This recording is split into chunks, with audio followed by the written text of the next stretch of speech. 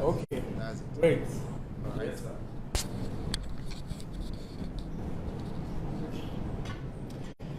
My name is Macaulay Kalu. I'm a policy advisor with the African Union Commission,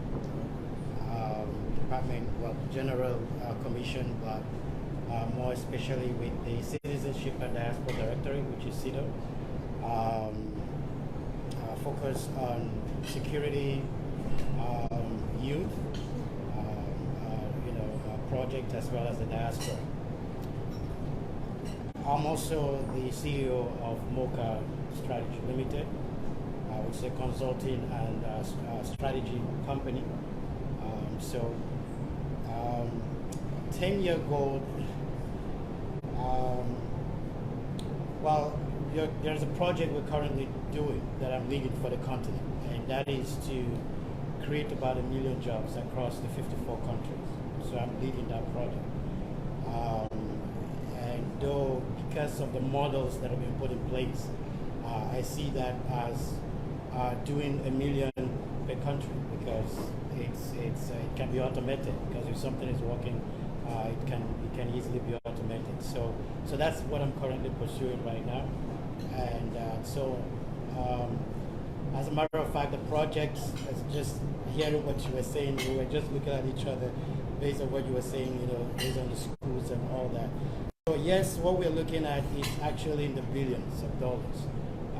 It's a lot of money. So I could say based on where we are right now, we're looking at least an average of $5 billion based on some things that are being put in place. So $5 billion $5 billion. in 10 years. Yes.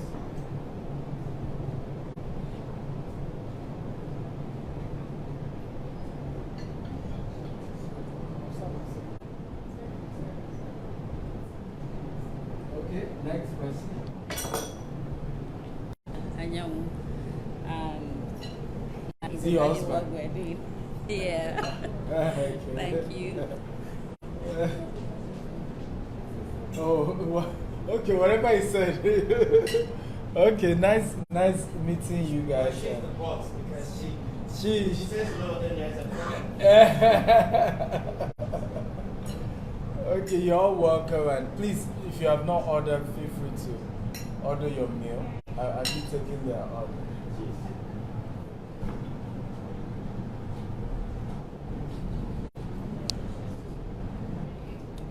So while some of you are taking your order, so what I have here is my own vision, which is I have a 50-year goal plan, and then I've decided to break mine into smaller pieces. So one of them is Vision 2035, which will expire in 13 years. I'm doing 200 estates, right? Minimum of 50 acres. And then we're going to be having 25,000 houses. And then the goal, the last time I did, the finance team came up with a figure as of now. It's going to cost us about $20 billion, right, to achieve that particular goal. It's an investment goal because real estate is investment, right? So we have somebody here also who wanted to own 50 acres. That's the investment goal.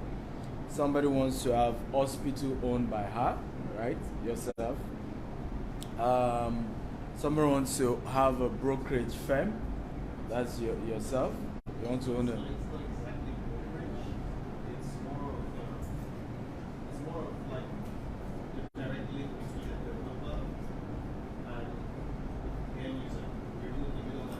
That's brokerage.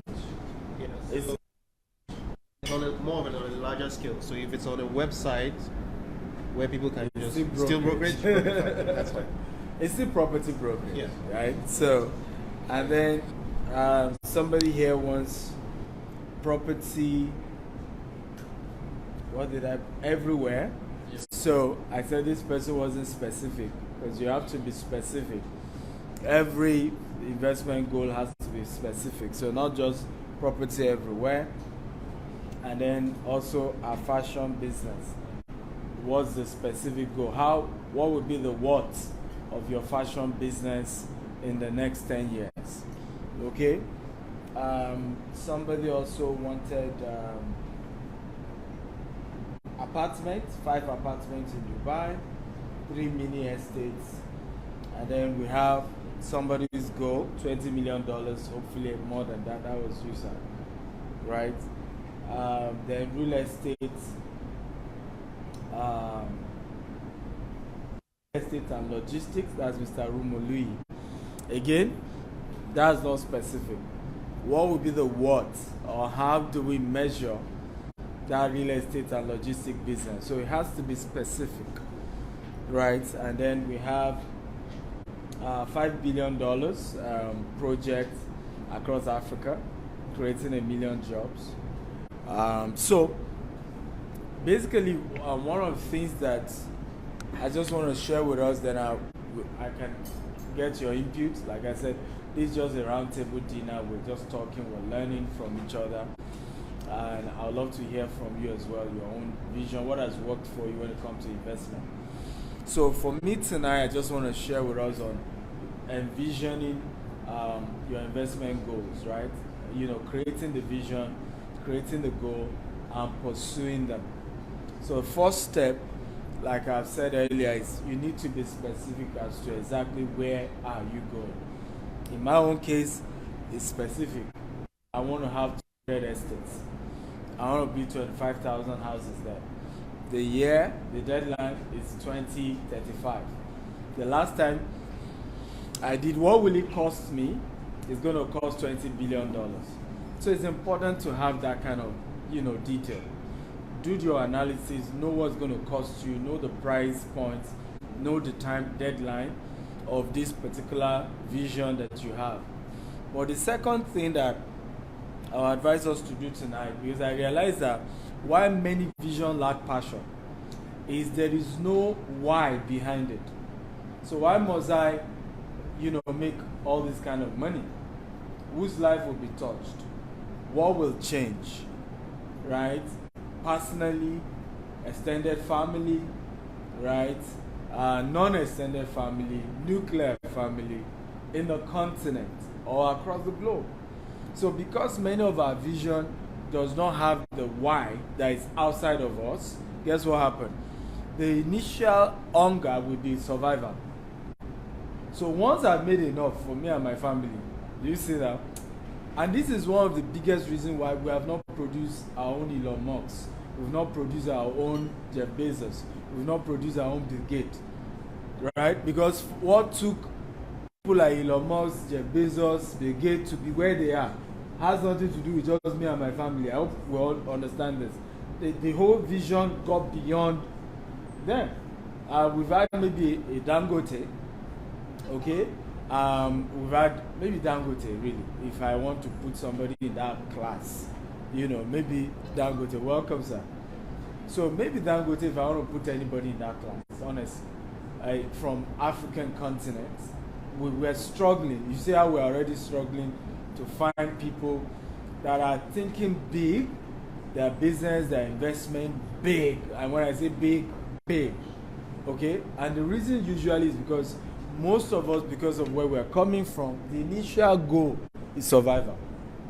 Can I make enough for me and my family, for me to be able to take care of my loved ones, for me to be able to take care of everyone? Now, let me tell you what's the danger of that kind of small goal. The family goal always shifts, right? Always shifts. So I give you an example. In my own case, I started, it was one man. Later I got married. Then I have my first baby. Then before school fees, you know what I'm talking about. Then later, if I remember, I used to travel to the US and I'm back. Okada men, motorbike in Nigeria, will be telling my wife while she's coming from work that your guy has returned from US. Literally, I was becoming like the, most successful guy in the entire, because it was a suburb that everybody knew. I remember one day, in fact, some thieves, burglars came into the house. Of course, we had to move. moving to a new environment created the new problem. Because now the cost of tuition where we're coming from was like 10% of the new place we had to move in. Because I remember the first night where I lived, I peeped into my neighbor's, garage, and the cheapest car he had was bigger, was like 10 times the worth of my only car. So I knew, yes, we have entered trouble. Okay, now the bill started going up. Again, we grew. Had to move again, security issue, to Banana Island. Same thing. My neighbor in Banana Island literally parks in front of my own house because the security he locks he has is more than 10, and I'm not exaggerating. Not his own car. Okay. Oh, again, the tuition fee in Ikoyi now, right? It's like my house rent where I was coming from, tuition fee, everything put together is now the tuition fee alone. Yeah, yeah, it's a good challenge, and for me, the reason why it's not even a challenge was because I wasn't running a family goal. I'm telling you the danger of when we run, let me and my family just be okay. Because what then happens is that at some point, the goals change. Sometimes for some people is that the children have to study abroad. Now the cost of sending them to Harvard, and maybe they are now so brilliant. Now they want to go to school, they want to go to Harvard. Before you know, the cost of that tuition just make a mockery of the entire vision in terms of if I can only have this amount, I'm okay. If I can only make this amount, I'm good. So I'm saying what you want to do to overcome all that is to have a bigger, investment goal that is thinking of not just you and your family and your loved ones, but it's thinking big, it's thinking continental, it's thinking national, it's thinking possibly global. Now, here's the good news. As your family goal now keep expanding, what you realize is that because you are running a bigger vision, you will always be financially capable of handling the expanding family goals or family bills or family responsibilities. Does that make sense at all? Is this making sense? Right? So that is the very key thing we want to add. So once I have this goal, in my own case, 200 estate, this and that, aside my own, I'll be able to, my family can now live in Banana Island, right? We can buy a house in Banana Island, we can live there and all those stuff. I can also add to say, I want to send 1 million kids to school, which is my goal, right? I want to be able to build the best university and the largest university in the world, and I want to be able to make sure 50% of the people there are on scholarship, right? They are bursary. Do you see those kind of vision? And when you are thinking that way, each time your bills keep going, it will just be chicken change, right? Because you're already chasing something way, way, way, way, way bigger.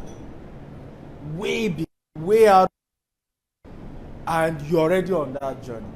So you will never find yourself in a situation whereby your family goals are overwhelming.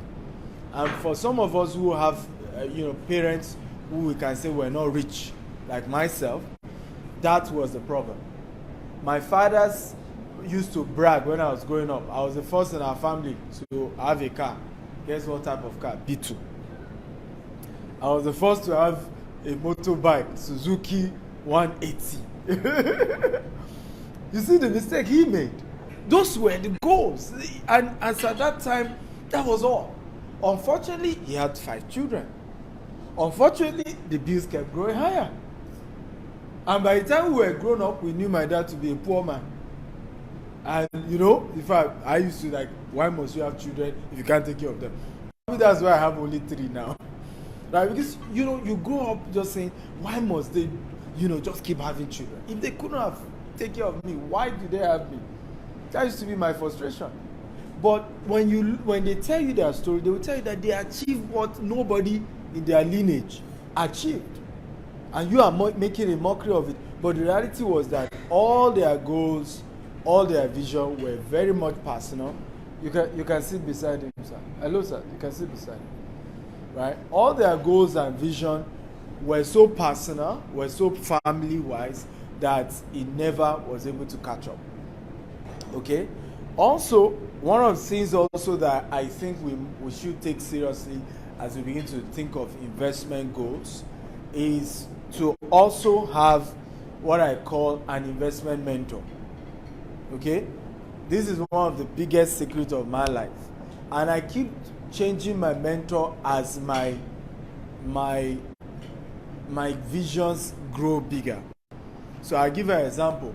My first set of investment mentors were millionaires in dollars. Okay?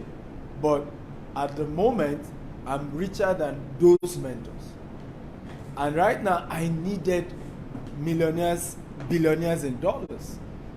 So I had to now start looking for a Grant Cardone, a Cosmos, Maduka, right, who have done it. And some of you probably will have seen me having sessions with Dr. Cosmos, right? Because at this moment, you now need, listen, it's not by theory anymore, right? If you have not done it, you've not done it. And it's not about Harvard. It's not, Dr. Cosmos never even went to university. But the guy's business is over $1 billion, right? So it's practical here. And anybody who has not been there at this level cannot give you a sound advice of how to get there. So where many of us again miss it in this investment vision, investment journey is at some point we start growing. But guess what? We become the richest of all our colleagues. I remember the lady who took Bishop T.D. Jakes to one of the wealthiest guys in America. And Bishop T.D. Jakes said this to the man. He said, I need you in my circle. I have a problem. I am the richest. That is an issue. So right now, I'm beginning to intentionally go and meet. It was Bishop T.D. I went to meet the guy, not... right? Right now, I'm intentionally going to what? Meet people who are what? Who are way bigger. In fact, right there while they were having dinner, right? This guy closed a transaction while they were having dinner of $100 million. In fact, Bishop was just doing like, I need you in my life. I need you in my life. Like, I need you. So many times, many of us get to that peak period, our peak level, and we're not saying, this is dangerous. For me to be the richest or successful of everybody around me is dangerous. Can I intentionally? So for me, it's cost me a lot. I had to start paying my way through because, of course, some of these people didn't even know me. I wasn't from a rich home, or they would have known maybe boss. So I had to intentionally go out of my way, start looking for millionaires in dollars that I could get close to and can begin to advise me. So have investment mentors who are way richer than you do. And if for any reason you get to a point where you are richer than them, you don't stop the mentorship, but look for another category of guys who are richer, right? So that you do. Are we together now to where you are, and not that you're getting advice? Yes, this is somebody who got you here, but what is he has to do this here? Because the goal of mentorship is that you should be bigger than your mentor. I hope we all know that, right? Anybody you decide to try to learn from, the goal is to be bigger than them. And if they understand mentorship, that should be their desire. A lot of time when I meet my mentees, I'm frustrated because I realize that many of them don't know that they are supposed to be bigger and better version of me. Okay? And so when I see how slow they are, I'm like, if I am at this level, and you can see how much I'm putting in, right? You are way, way below me, and I see what you're putting in. How do you get to where I am and even do better? Okay? How? So please, if you don't have any, get somebody who's an investment mentor invest time, chase them. It's never easy. I've never found it easy to, all these guys I'm talking about today, it's never been easy to get them. Okay, but it's me that I'm looking for something. I'm the one that need their help. It's not the other way. And that's why as I now get closer, the last time I was with Dr. Cosmos, I had to get, I brought 2 deals. 2 people wanted to buy Rolls Royce. Right? Just to make sure that relationship is not just one way, right? So from looking for clients, from patronizing them, whatever I can add from my end to make sure it's also, there's a value added to those people. And it's not just that I'm taking their time, they're giving me counsel and they're not getting anything. So I've always said this, why many people can't attract big time mentors is because they don't understand that it's never going to be free. You either pay or you serve. One of those two. But you will not just get somebody to wake up and leave their own business and say, oh, now they're sitting down on you all the time. No, that's why they write books. That's why they have videos. That's why they have courses. That's why they have seminars. Go and consume those stuff. But you want a customized private moment, one-on-one. It's either you pay or you serve. Right? So, for example, some of my team here in Dubai, here, by the virtue of their serving, right? We couldn't have organized a dinner and they won't be here. Do you see the advantage of either you pay or you serve? But you want to get an investment mentor. And then the last thing before I start taking our contribution and questions, feel free, if you have questions or contribution, please feel free to add. And this is very important, is focus in investment and yet diversify. So you want to have focus, okay, but yet what? Diversified. So here's my example. My focus when it comes to investment is real estate. Do I do crypto? Yes. Do I do forex? Yes. But honestly, it's not even up to 1% of my wealth. Because day one, I know those are gambling. It works, thank God. We pull it out and put it somewhere. It doesn't work. Investment vehicle, because you must have an investment vehicle. You must have one. So for you, it's hospital, real estate. Some other people have given examples of different investment vehicles. You must have one. So, but be focused. So don't do real estate as your investment vehicle. At the same time, you're trying to chase oil and gas. At the same time, you're trying. I know how many people have put pressure on me, come and do oil and gas. And I say, honestly, I don't know anything about oil and gas. And I'm not interested. Now, does it mean I will never do oil and gas? No. If today I meet a friend I can trust, integrity-wise and everything, I'd rather partner with the person, give the person my money. You go and use your head and be cracking how the business works. My own is just, let me be getting my returns. Right? But I don't want to start cracking how to make an oil and gas business work at this phase of my life. It's too much distraction. And I've seen people lose so much money because of this kind of nonsense. Right? Or you are doing oil and gas, suddenly now you say, oh, I must, and then you are chasing too many things. However, how do you then diversify if you are focused? So in my case is that, how did I diversify? I'm heavily invested in real estate in Nigeria, but yet heavily invested in Dubai, in the UK, and now in the US. We just acquired 54-acre property in Dallas, Texas. It's going to cost over $100 million to build that estate. We're having single-family home, multiple-family homes, and commercial in that area. Okay? But you see how I'm diversifying now. So what is that? If anything happens suddenly to my African investment, okay, maybe the government doesn't like my face or whatever, who knows? Okay? I have 3 other regions, from Dubai to UK to US, that I'm also invested in. Is this making sense at all?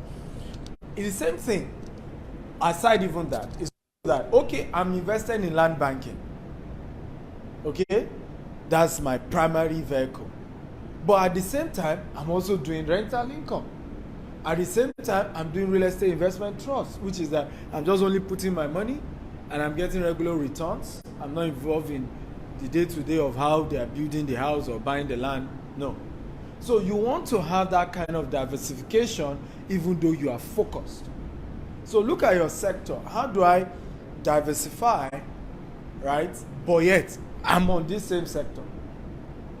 Else, I will, be all spread so thin. I mean, but you say, how about Dangote? Dangote is the same. Manufacturing, that's the core.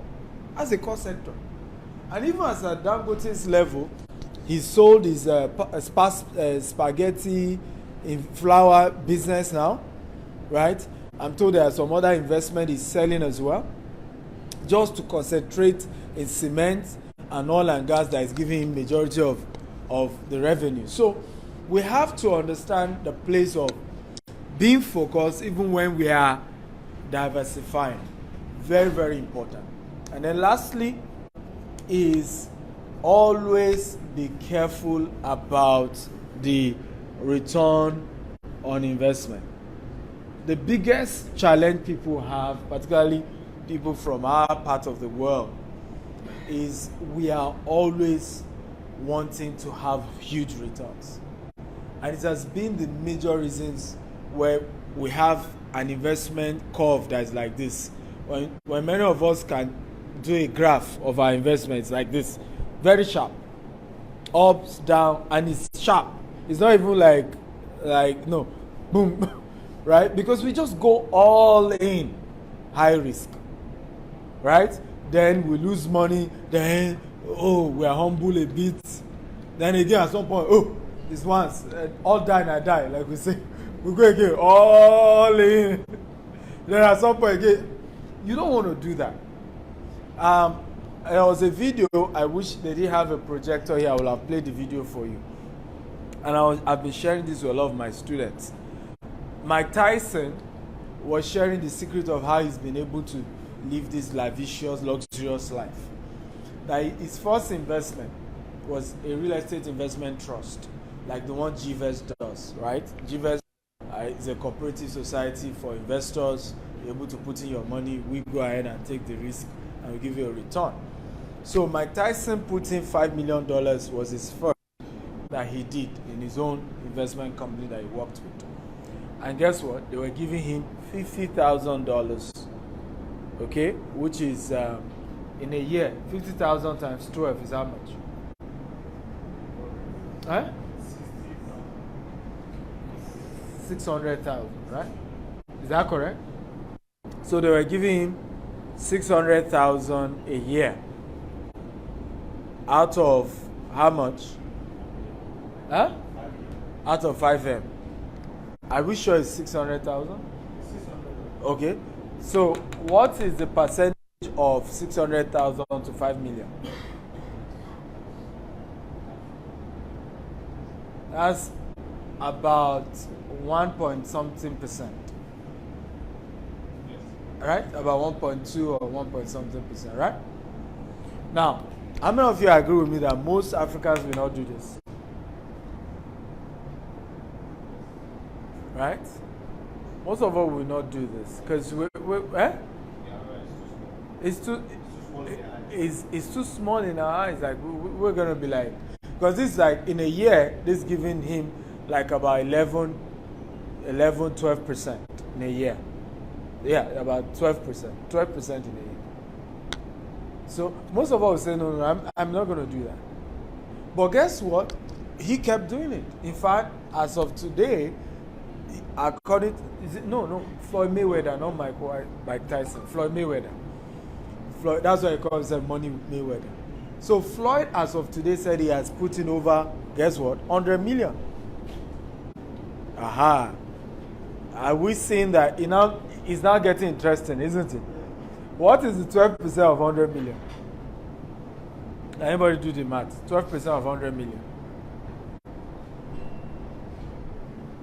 So is about just the compound interest and the consistency of it. Yeah? That's how much? 12 million. Ladies and gentlemen, who amongst us here cannot survive on a $12 million a year. Meanwhile, your original money is still intact. And it's just coming and coming and coming. So, my advice is watch the ROI, right? And I don't care whether the person in charge is a religious leader, is a pope, is a bishop, is a godly man, because that's also where we miss it, right? We get into all these sentiments. I know him. He's a pastor. He's a imam. He's a pope. That's not the issue. What we are saying is that any ROI that is higher than a certain amount is not guaranteed. It's not. At some point, look at Nigeria.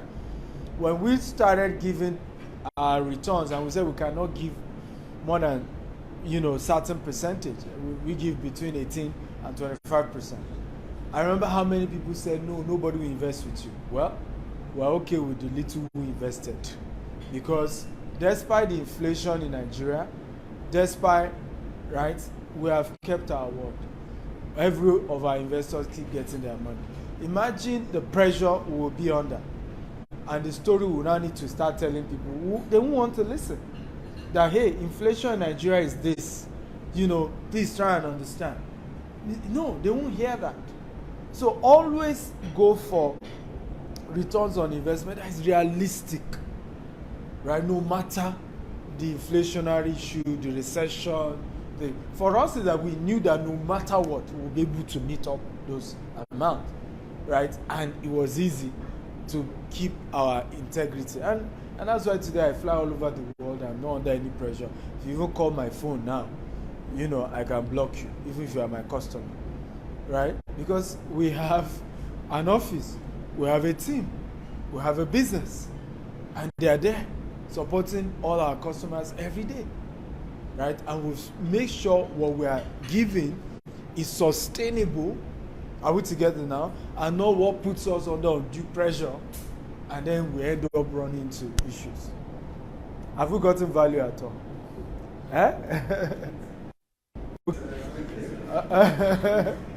Okay, thank you once again for coming. I hope you enjoy your meal. I'll take your comments if you want to add. We are all here to learn. If you also have questions for me, I will be excited to answer all your questions. Thank you once again for coming. I really appreciate all of you for coming. Please come in.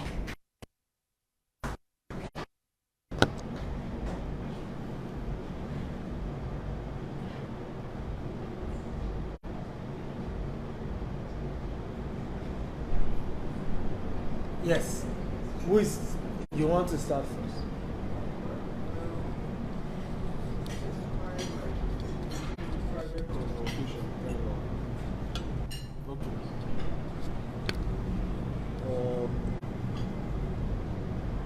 It's more of looking at the investments in Dubai. There was a program you did, missed it, high UK, US, in Dubai, and all that. But I wanted to know what is the ROI in those different countries. Which ones do you have? Then what would be your advice on them? Because just like you said, the idea is not to, I don't live here, I live in Nigeria. So the idea is to see how you diversify your investments so that if something happens, at least you know that you still have investments in other places. So I think that would be the first question. Okay. Very, very good question. So I can even answer that at the moment. The return on investment outside Nigeria, Dubai is the first highest. Okay? Partly because Dubai is not, even as with all the beauty you see in Dubai, the market isn't yet as mature as UK. Remember, UK real estate market is over 200 years old, right? So Dubai gives you higher returns compared to the UK. Higher returns guaranteed compared to the UK.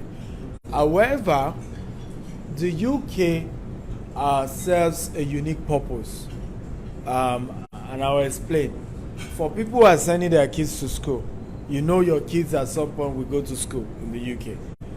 Many of us, or many of such people, choose to invest in real estate in the UK so that you already have rental income coming in, and by the time your children are schooling there, you are not changing naira, into pounds to send your kids to school. It will just be what the tenants are paying that you are just using to pay the tuition fee of a lot of people are having to do this in the UK and in the US, right? Also is the fact that, again, it's way older and mature market. Even when it falls, it doesn't crash the way Dubai crashed during the 2008 crisis, right? UK did not crash that to that level. Again, the rules are, the higher the risk, the higher the returns. The lower the risk, the lower the returns. So the crash in the UK is never as big as it will, even if it's a global crash, right? It has a way of enduring. But Dubai has also stepped up their game a lot in trying to make sure there are a lot of structure to avoid such sharp fall, and that's why they set up RERA, a lot of agencies that just try to monitor how people, the volume of rent you take, how much you can increase rent, how much you can sell a house. All those things Dubai government had to put in place just to checkmate in case of recession. You don't have that sharp drop in ROI. But yes, Dubai is number one, followed by US, followed by UK. US will even give you more returns than the UK. UK is very conservative in returns when it comes to rental and even capital appreciation. But ultimately, the good news is that this is pounds we are talking about. This is dollars we are talking about. So you can't go wrong. 20 years from now, let's even say all the appreciation is 50%. You know what that is in dollars. You understand? So you can't go wrong either way. But what I always do with my clients, and we can always do that privately, is to know your budget. Budget helps in advice. Okay, it's when I know the budget, I can say, okay, let's do this percentage in Dubai, let's do this percentage in the UK, let's do this percentage in the US, and let's still do this percentage in Nigeria. Because till today, what I'm making in terms of ROI in Nigeria is still way more.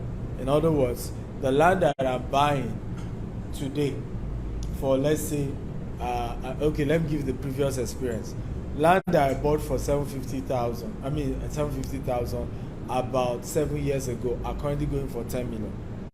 That can happen in Dubai. That can happen in UK. That can happen in US. So no matter what, I'm still not going to leave my expansion in Africa. You get the point now. Not in real estate. Other sectors, yes, but not in real estate. And the reason why is because what drives real estate growth is population growth, right? In Africa, we're still having 5 children. Some people are having 10. Some are even, in fact, in the northern part of Nigeria, for example, men pride in how many children. There was a National Assembly member who showed that he had 29 children. It was a thing of pride. Yeah. So, in such a place, your real estate will keep going up in a non-explain. I once heard the EFC's chairman in Nigeria was saying that why has real estate never crashed? Again, if you are not an expert of an industry, don't just talk, right? It's because the population in China is aging because they have restricted the number of children you can have. Population in Europe, population in America is aging because people, in their own case, they didn't restrict the population, but the LGBTQ growth led to that. I don't know how you understand, because as people start LGBT, they are not focused on having children. So now they are not having a growing population. So the current Washington Post research, Washington Post, not Nigerian Post, Washington, said that Lagos will be the largest city in the whole of the world by the year 2100. That's 70 something years from now. Right? That Lagos will be bigger than New York, will be bigger than. Why? Population growth. And the space is small. So you will be foolish to say, oh, because we don't know where election is going. Oh, because we don't know how our political leaders are doing, I will no longer invest in Nigeria. Like, it will be the biggest mistake of your life. Because, and this is how, years from now, and I say, oh, and I saw my dad. Why I'm this courageous is my dad's story. Because my dad grew up in the northern part of Nigeria, and because he wasn't from there, he didn't invest that much. He was into building, but in his mind, I'm not from here. And one day, these people, something can go on. I'm like, now we grew up, we're tenants, right? Until recently, I had to build a house for my dad. My dad was still a tenant. Like, no. If he had invested that season when he was doing well, all that would have happened, he would sell it when he was relocating back, right? And go and build whatever he needs to build where he is from. But you see how we make those mistakes. Because things are not stable, we are scared, and then years later, so my dad will now be telling me story, this is my friend, we used to be mates, but he's richer than me now. I don't want to hear those stories that touch, right? And we don't want to say the same to our own children and start telling them, I used to know that man, or used to be my friend. You know how many people used to say that now? I used to know Dangote and I, we've taken a picture, but it's bigger. Who asked you to remain small? Like, you could have catch up. There's a popular statement that there are no classmates in life. In life, everybody determines their class. That you and somebody went to school, you are classmates. Yes, that happened in school. But in real life, there's no such thing. And in the classmate of life is relative to your constant growth and evolution. So today you may be at the table with a Dangote, tomorrow you cannot near it because you haven't grown your wealth. You didn't take the level of risk. I laugh when I see some of us as Africans speak in a certain way. I'm like, don't you know a Dangote is from Kano and his biggest investment worth $16 billion is in Lagos? If he can make that kind of risk, what are you talking about? Right? I've seen some of my brothers from the East give this kind of story. I'm like, who do you think owns Lagos? Why do you think some political parties are scared of Igbos in Lagos? If they don't own the assets in Lagos, you think they will be scared? Why would they? Is it not their land? Right? So it is you, the poor man. I live in Banana. Who owns Banana? Who are the guys who? Even the association of Banana Islands, the people who run it are Igbos. Because, so it's the poor man, right, that is saying, oh, I'm Biafran, I will not buy land in certain parts of Nigeria. Go and ask your brothers who are richer than you where their investments are. Now it's you that you are making all those sentimental. Your brothers are not, right? So I hope I've been able to answer. I know some we can discuss privately, and my team are here as well. The Dubai branch manager is here, so she can walk you on the numbers. Absolutely. Okay. The other one, well, I don't know. You've done a great job, in terms of the education, your post, and all that. I'm just thinking. Well, it's, most times you see what is working, but it's difficult to get more people. Like if you call for a party, of course this needs to be filled up. But if you are calling for investment on what will work, you get very few numbers. I'm just thinking if there is still a way to help people who are leaving school, also those who are doing business but they are just starting up, in terms of channeling their mindset towards land banking. I've watched you, I've watched so many other people, and maybe I was lucky to have started maybe a little bit earlier, but the Lekki corridor, I didn't know how good it was until people have been talking to me over several years, until a close friend of mine, 3 years, we didn't see for 3 years, and after that we now saw, and we started talking by 9 o'clock at night. We were just discussing, and we finished by 12:30, and from 12:30 till the next one I didn't sleep, because he now told me how much he has made, and we used to live not far from each other, and he has moved to the island too. And he brought me to show me, we came to his house, and it was like a car garage where they are selling cars. And he shared the same story that when he was in mainland, we go to Thanksgiving by buying tokumo. Yeah. But when he came to the island, the boys taught him that it's brand new you buy. Yeah. And the rate at which the appreciation is unimaginable. Mm-hmm. And I also started speaking there with a lot of people who are doing that. And they keep confirming the same thing. You buy a place, November 5 million, in less than 1 year, it's only 12 million. So it's only 12 million. Yeah. And if you have 1 hectare, exactly. you have 10 hectares. Yeah. So similar things you were sharing. Yeah. You sell some, you used to build another. Yeah. I don't know how it's just a way, because there's a lot of people who are making a lot of big mistakes to help them out, because the returns is something else. And this guy shared with me, within just 3 years, he has been able to build a lot in terms of the assets he has had, where he bought, the appreciation and all that. Maybe I'll allow other people to talk. Yeah, you're very right, and we've helped a lot of people. Like some of those who are here are investors as well. My pastor in my church here in Dubai is here, Pastor Emmanuel. Can we clap for him? One of the places he invested is currently valued at 35 million. And I don't know when he invested there, maybe it was 7 or 9 million when. How much was the value then? 10 million when he got it. And this less than 2 years. Right? Less than 2 years. So there are a lot of people who have taken advantage. We just deliver his own house here in Dubai. Abi, Mr. Lee.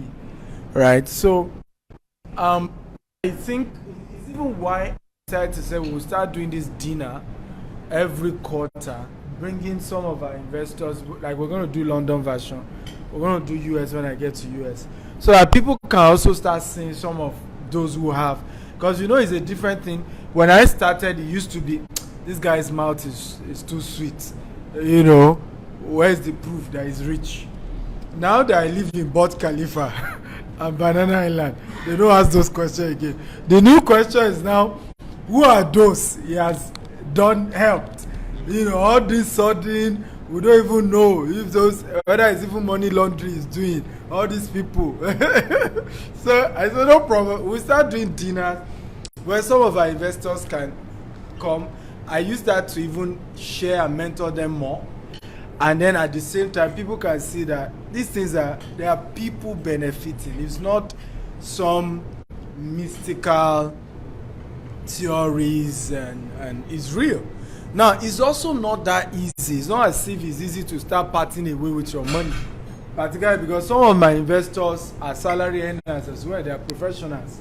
So to contribute that money, some of them, it took them almost a year. It took, small. But today now they can look back and say, wow, thank God I took that risk. Thank God I just jumped in. I wasn't too sure. I know how sometimes I meet some of my investors who are close to me. And they're like, hey, I don't even know when how I'll pay the next installment of my believing God. I said, don't worry, I'm trusting God for you too. But today, these people now fully own the property, right? So it's not easy, and I know I'm doing my best to keep teaching it. I'm probably the biggest African doing this, okay, the biggest. My other colleague is maybe Vusi, and Vusi is more of tech, startup VC thing, which I'll even be working with him very soon on that, because I want to go into supporting a lot of startups, and I'll soon start doing a lot of stuff in that area. But in terms of real estate investment, I'm the biggest in terms of teaching it, sharing life stories of how I've done it. You'll be shocked how far I have mentees. I was in Kenya the other day. One of my mentees who started real estate development through what he learned from me took me to his estate in Kenya. I was like, wow. There's another one in Cameroon. Big, doing big stuff. So this has really turned to a movement, actually. It's turned to a movement, and it's only going to get stronger and stronger, particularly as a lot of my mentees get bold enough to acknowledge their investment. Because in Africa we are scared. We think some people will chase us. We think witches from the village, and I may prove that witches from the village will not chase. If they have not chased me, right? And instead, I've attracted more partners, more investors. There's no way our business will have grown this big if we had not had other people investing in it. And the only reason they were able to invest was because I was bold enough about what I was doing. If I kept making it a secret, right, there's no way we will have grown it, and there's no way we will have empowered more people. So all I did, because how do you manage family pressure? All I did in my own case is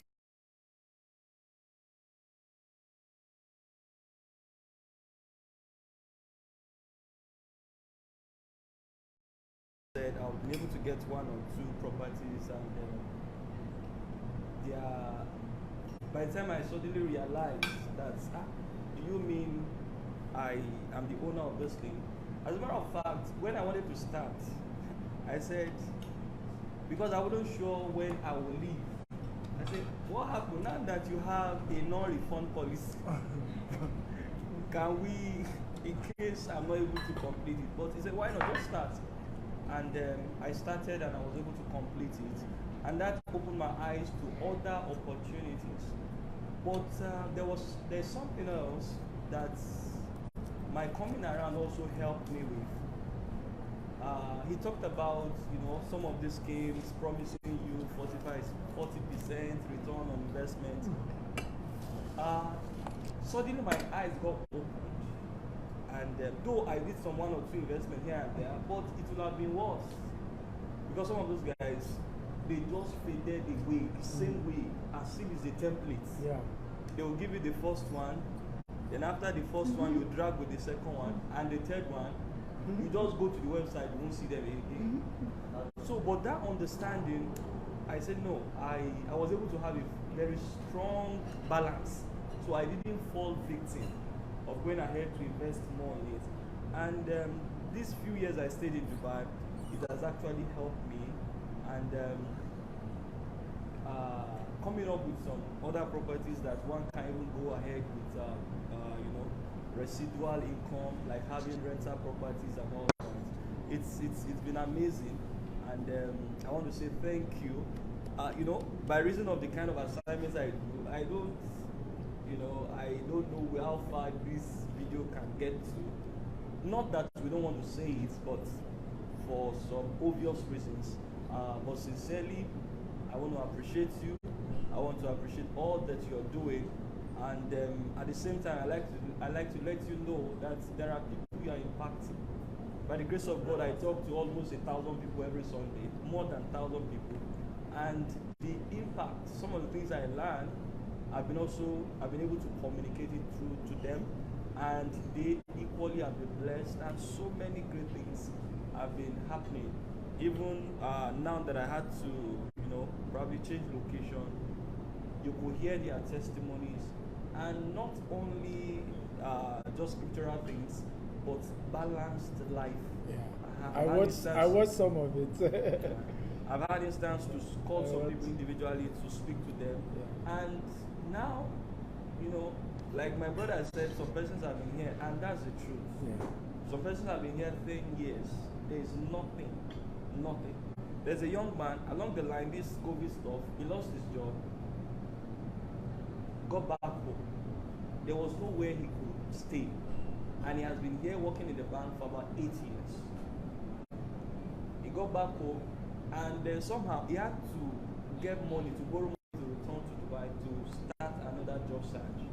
And he said something to me. He said, "Sir, do you know what's going on in Nigeria?" I said, "What about?" He said, "If you have somebody that dash you 5,000 naira, that person is really a good person." And but thinking about it, he stayed there for 11 years. When he got back home, he had to rent a house to stay. So now there's nothing, so he had to come back and say, okay, even if he stayed in partition, at least now I've learned my lesson. Let's see if God will give me a second chance. So in summary, what I'm trying to say is all that you are doing, we quite appreciate it. We are learning, and what we are learning has really profited us. Not just me, but a lot of persons around me and not. I want to say thank you. Thank you for the good work. The Lord will continue to increase you. In Jesus' precious. That's just my form of appreciation. So that's Pastor Emmanuel. He's the national pastor, Winners Chapel International, UAE. Thank you, sir, for that comment. And yes. Hi. So on my story, it's quite funny because I've never met Doctor before. This is my first time. I didn't even know this was happening. This is an opportunity for me. I just came in and I saw Doctor and said hi. Some years back, probably around 2012, I think, I applied in Gtexthomes. Oh. I didn't even know you were the man and vision behind it. I didn't know anything. I only knew that there was Gtexthomes and Gtexthomes was doing something. And I applied for a managerial, I think it was a project manager position then, which I know very well that I hope, because of my experience here, I would have been able to. But by the time I applied, they said it had already been taken. So I was like, okay, fine. Maybe I just keep looking. Funny enough, I found, your Instagram page and so many things and YouTube videos, and I've been, I just pop in from time to time and I look at what you're saying. So, but he spoke something about land banking for especially the young ones like us. And what he's saying is actually, I can confirm with it because I have friends who are into the real estate business back then who were asking me to buy also in Lekki. So, if now, because from what I've noticed, from what people have been saying here, that of course, that starting point is usually very difficult, especially for salary. I'm a professional as well, so I'm a salary earner as well. Really for salary earners, by the time you look at what you need to send back home, your fees here, your whatever you need to set up here, how much is left for you to invest. Now there's something that they call a SACCO. It's very common in Kenya, where it's kind of like a crowdfunding. I don't know if Gtexthomes has a plan like that. So it allows even for at least the most common person, let's say the security guard or something, even if his salary is about 2,000 dirhams per month, he can take out like maybe 800 dirhams per month and still put it in that crowdfunding, and maybe in 6 months time he can get back 1,500, So I don't know if there's something like that, because coupled with his idea, if there's some sort of crowdfunding, because he was saying he wanted people who are coming out of school. Yeah. And people who are coming out of school don't have as much money as already salary earners. So if there's some sort of crowdfunding that allows for young people like us to, invest in the Gvest and still try to get something out. That was my question I wanted to ask. Thank you for that. A very good question. Actually, that's still where we are going. However, we cannot start now. And the reason is because many people who have sold their name when it comes to investment rush into doing all this, invest any amount. And what that does is that it attracts, I just told you, somebody was paying for something and was literally on her neck because he paid 35 million or something. Now imagine a security man, right? And when you go that low, you now have volume. You can't have that kind of confirmation one-on-one, telling him, hey, give us some time to confirm that your payment got in, right? You won't have that when you are doing mass market. I don't know that so you can easily soil your reputation overnight. So what we are trying to do is take it one step at a time. We now have a mobile app. We are testing the app. We hope all of you have an account. If you're a member of Gvest, go create your account. If you don't, let's grow it over time. And let's also grow the brand. We want to grow to a point that there's a name where if you say, oh, I invested in this company, or even people will tell you that, no, go and meet them. They have that reputation, right? So if we rush things, and in business, all you have is your name, is your reputation.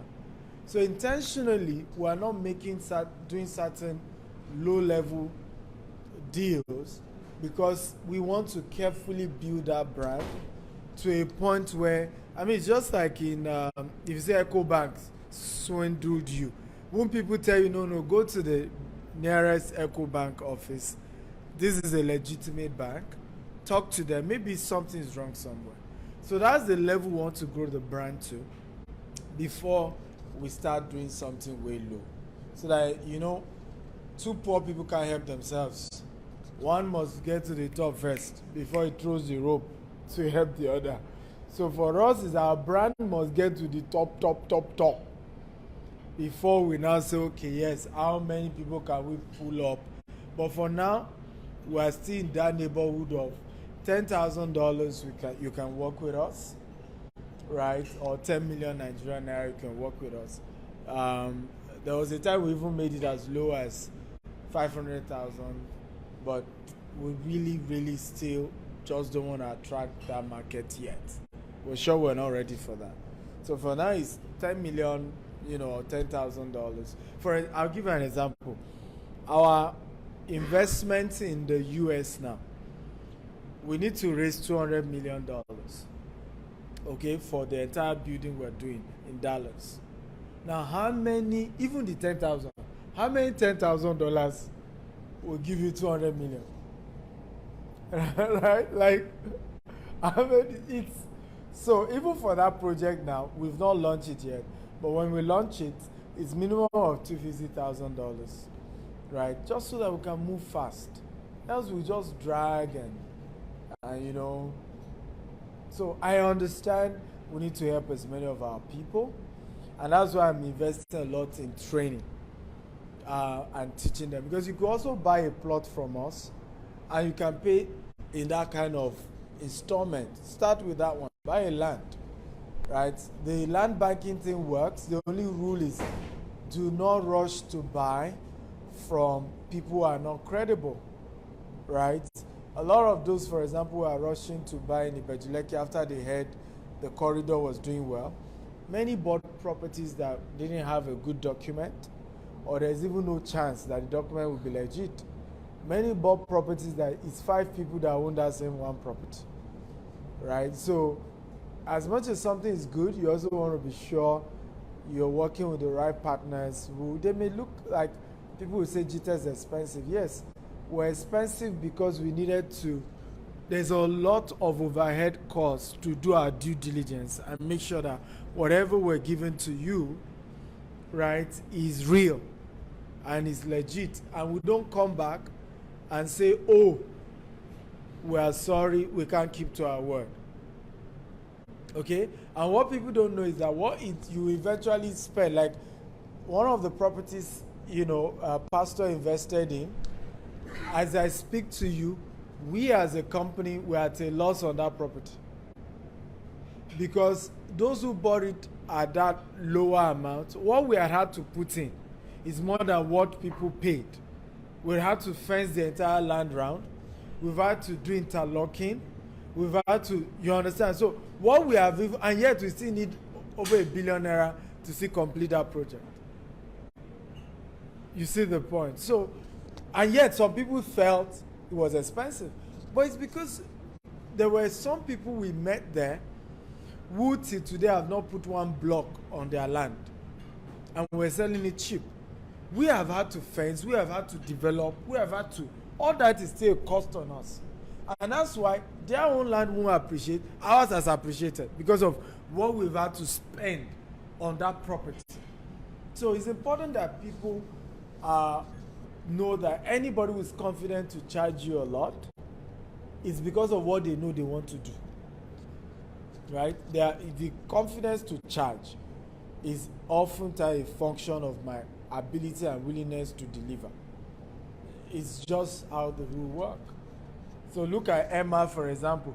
Emma is one of the most arrogant developer you'll find in Dubai. Okay?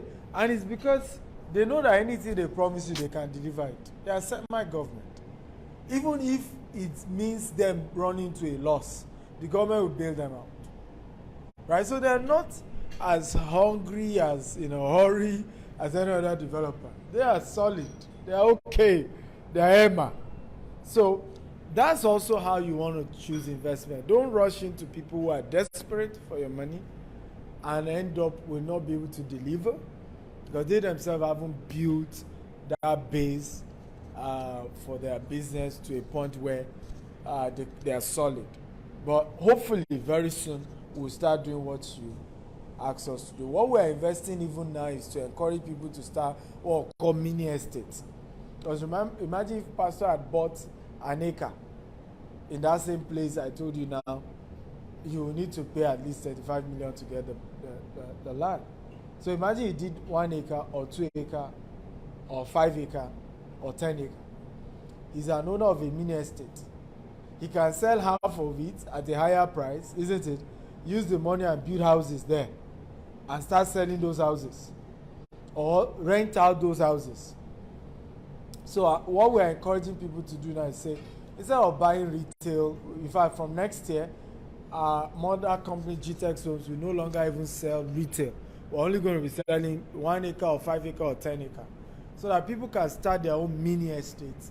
And with that, we will handle all the omonile, all the less fancy round. All you buy it, you start building houses, and even it's a win-win relationship because you will be able to focus on building the houses, right? While we make sure we protect your land for you, right? And that nothing touch the property you bought, and the estate also will develop faster. Yeah. Okay, but don't worry, very soon. But I promise you can afford to buy a land. Start with a land. Where you are from Kenya? Oh, okay.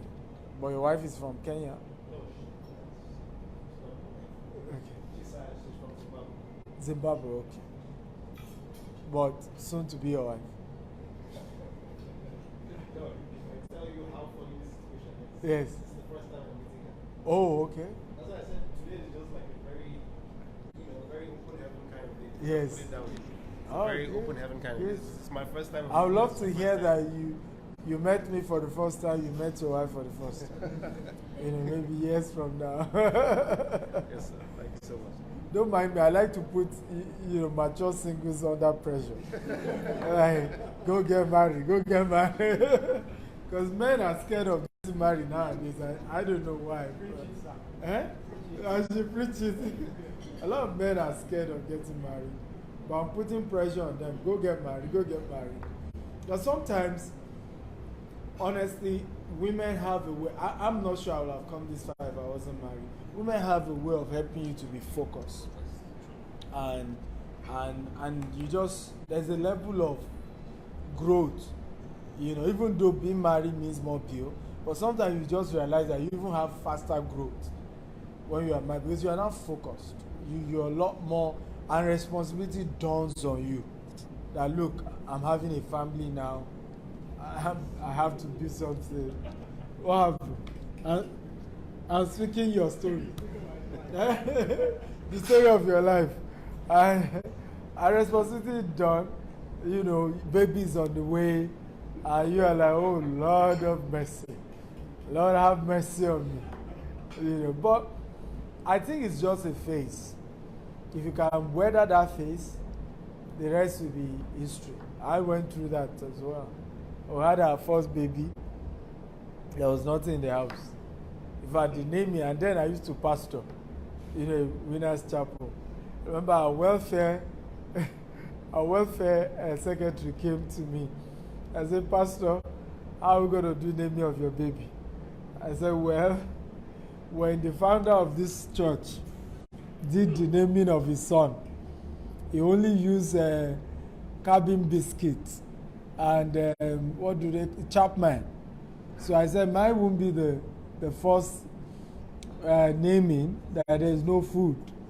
So don't worry, relax. I'm telling you the true story, right? And I finally was able to get, my mother-in-law brought a bag of rice. Some people started bringing gifts. I got about 8,000. So I remember 2 days to the naming, I just held her hand and put it. And you know when you're a pastor, your naming is not like your name is like the church naming. So I put the 8,000 naira into her hand and I say, whatever he does, God bless you. I won't be disappointed. What's important is to give the baby a name. I'm not under any pressure. So that's how we name our first child. But that same child is in fact, sometimes when he behaves somehow, like it's so butty, I'm like, when we give birth to you, right? The way you are acting like you are the one that we gave birth to him penury. So I don't know why you're acting like this. He's the one that is finicky and acts like, I'm like, no, we didn't give birth to him wealth. But today the story has changed. So just dive into it. Don't be scared of getting married. Okay. Thank you everybody for coming. I appreciate you. We can take pictures now, right? Yeah. You want to say okay? Let's take his own, and then we'll take yours. Thank you very much. I appreciate the privilege and the opportunity for me to be here in person. My wife couldn't come because she had a webinar presentation, so she had to do that. Why I come? So that's why she has to handle business. That's why she couldn't be here at the moment. So we really appreciate and do not take it for granted for granting us the permission to be here with you. Today being the first time I'm seeing you in person, but it doesn't also seem like the first time. Yes. Because it looks like we've been together for long. Yes. I watch your videos Yes. a lot. Yeah. So it doesn't really feel like I'm seeing you for the first time. So that's nice meeting you. Thank you very much. And it's amazing how you are like that. Most of my customers, 90% of them, I've never met them. Like he's bought a property from us here in Dubai and I'm meeting for the first time. He works with our team, and that's all one of the things I encourage our investors that work with us. We have a professional. Did they treat you well? That's the question I should ask. Of course. Did my team treat you well? Of course. We have a team of professionals who and personally, let me say, let me also appreciate Abisola also.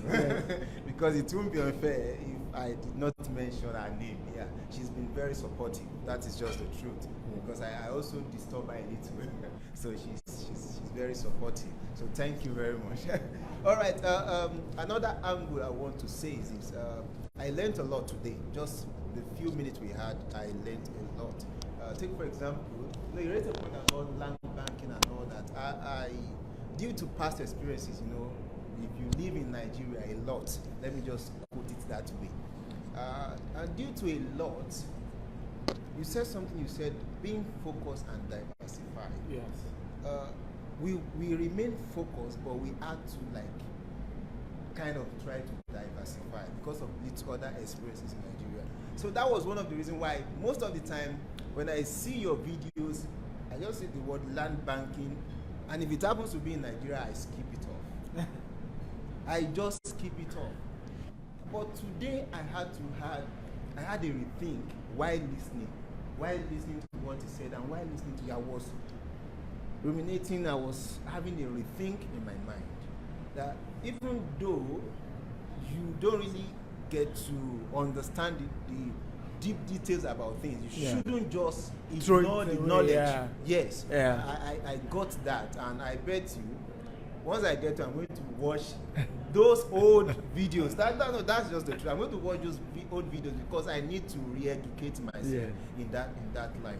I had some experiences, and for God, it was because of God that made us not to lose that investment on that land. We had to take, but that was my first land experience. Yes, with lawyers, with, the Omoniles and a whole lot of. But it took God that we didn't lose that land, and it happens to be in a very prime area in Ondo State. All right. So because of those experiences, we had to no, and that was one of the reasons that made us become a part of Gvest. So we thought, okay, we are still, while we remain focused, we can still diversify by investing into Gvest. Yeah. So that was like our first deal and all that, and I think we made the right choice.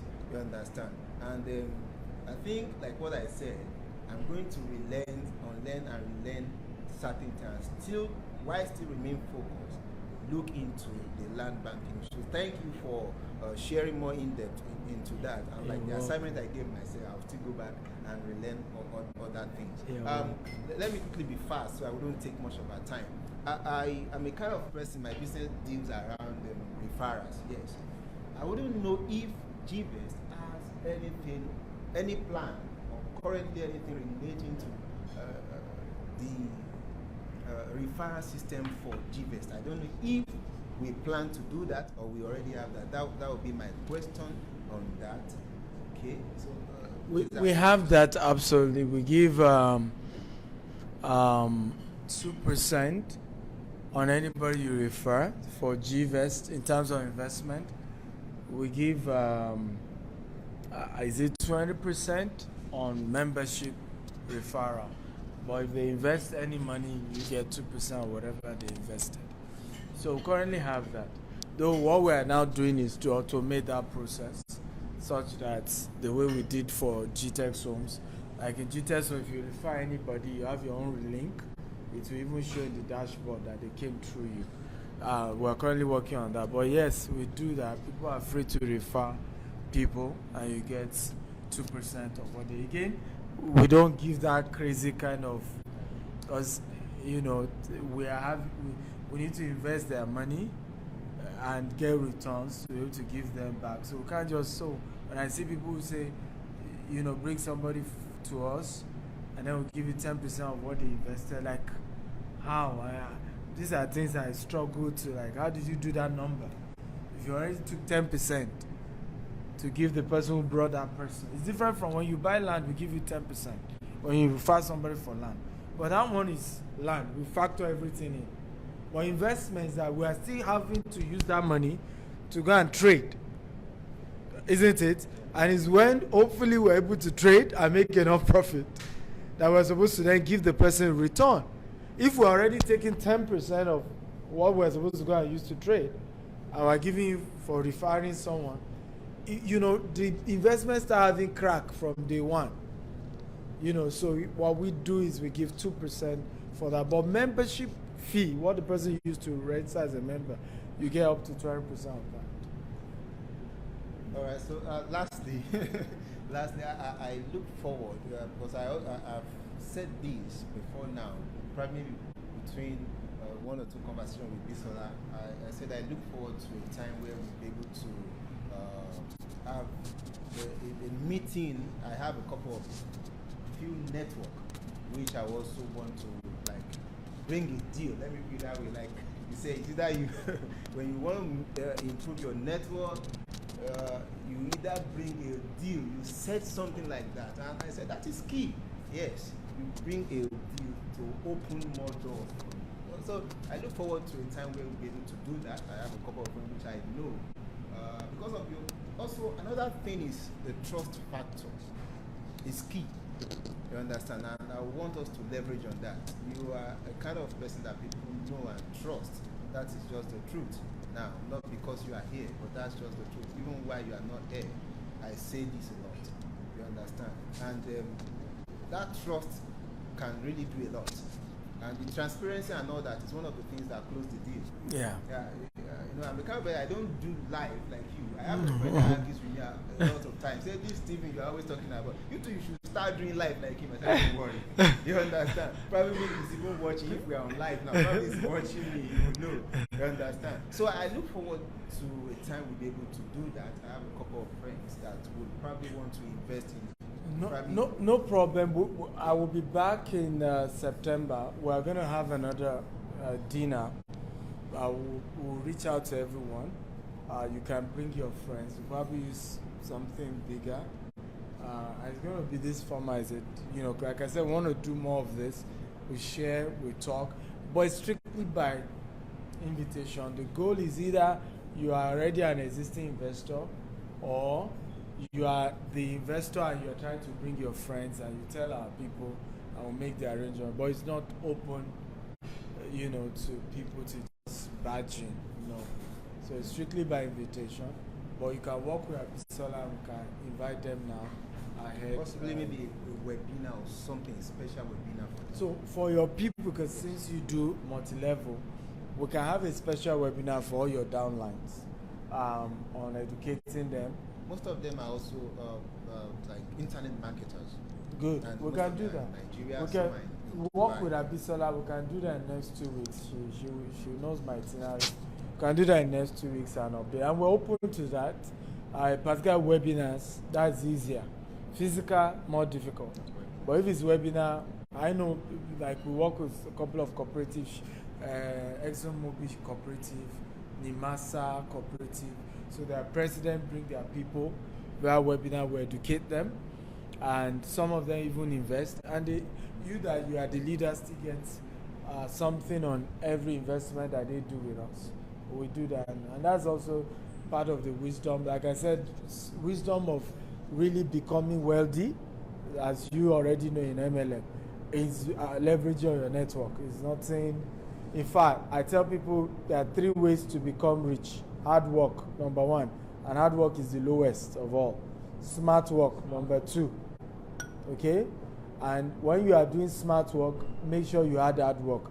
Where many young people mistake they are making, they want to do smart work, they are not having hard work to it. Right? So you have to add the 2. But the last tier, which is the one that gives you the highest level of income, is network. In fact, somebody said poor people go to work, rich people build network. Right? Because your first, let's say $1,100,000, right, is going to come from hard work. You working hard, working a company, they promote you, hard work. Your first $1 million will come from, right, from smart work.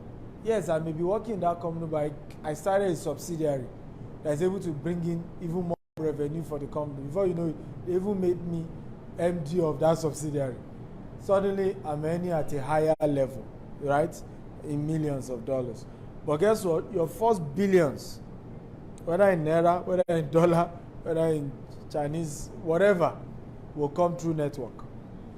That's no longer a hard work or smart work conversation. It's who you know. It's simple. It's as simple as that. It's who you know. One of my friend now, I'm now close to him, is Dele Momodu. When he tells me his story with all these rich people from academic guard to the kind of gifts they give him, you know what it means to go and greet somebody and you walk out with $200,000 as a gift, not for a job.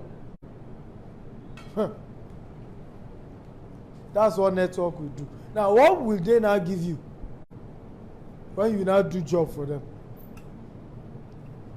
Right?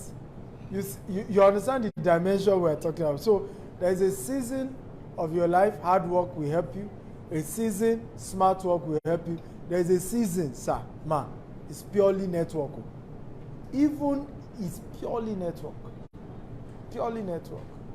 Even in ministry for those who are pastors, people like Daddy Gio, Oyedepo, the edge they have is that the caliber of sons, right? And those sons may not even be up to 100, but they pay the bills of all the millions who are following them.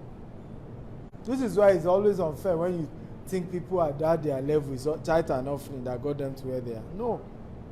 It's the caliber of network of sons.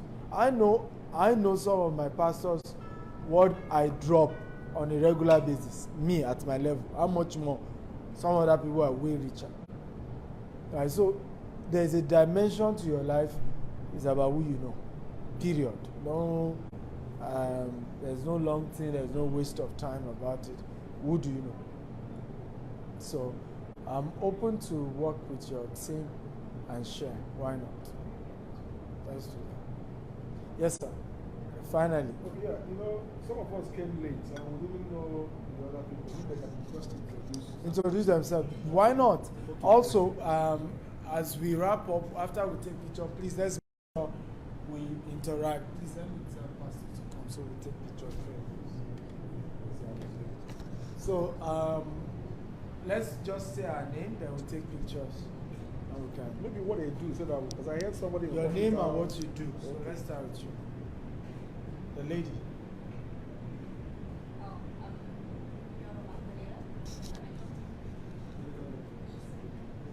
Can you hold the mic so we can hear? We didn't hear you.